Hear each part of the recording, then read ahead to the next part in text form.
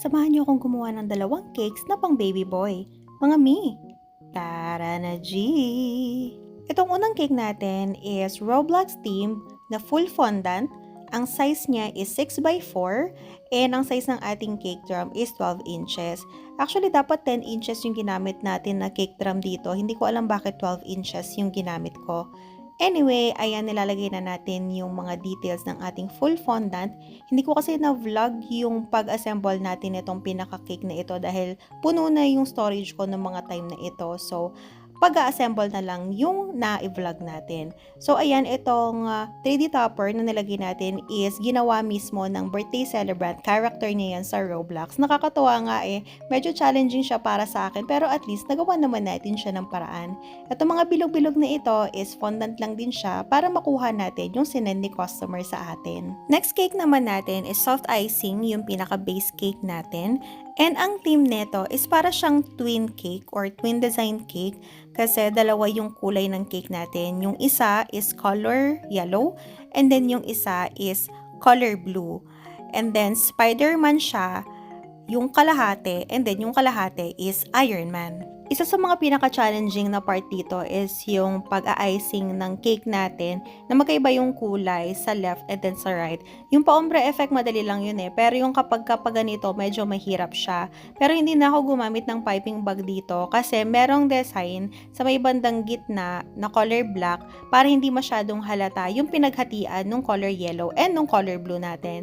So, minano-mano na lang natin ang paglalapat ng icing dito. Alam nyo ba na ang ginagamit natin sa pagkulay ng ating mga icing, walang iba kung hindi ang food color gel ng Achievers. Ang Decor It Food Color Gel, kitang-kita nyo naman mga mima ko na napakatingkad talaga ng kulay na ito. Konting patak lang yan, hindi kailangan maubos ang isang sachet para lang makamit ang ganito katingkad na kulay.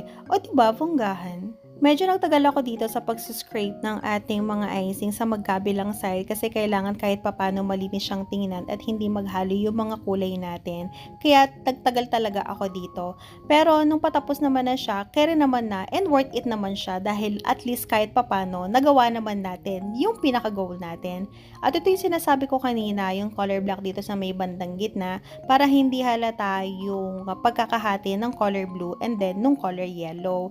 Nilagay lang natin yan ng diretso and then dun sa may bandang taas kalahati lang kasi meron tayong topper na ilalagay para hindi siya umangat at hindi siya masira. Petal tip pala yung gamit natin dito para lapat na lapat yung icing kasi kapag wala tayong piping tip na ilagay dito, medyo pabilog siya, pangit siyang tingnan. Ginawa ko siyang dalawang layer para mas maganda naman siyang tingnan.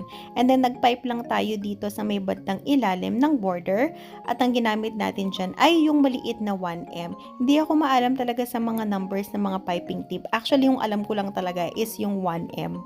Ito naman yung fondant topper na sinasabi ko kanina, yung kalahati Spider-Man, kalahati is Iron Man.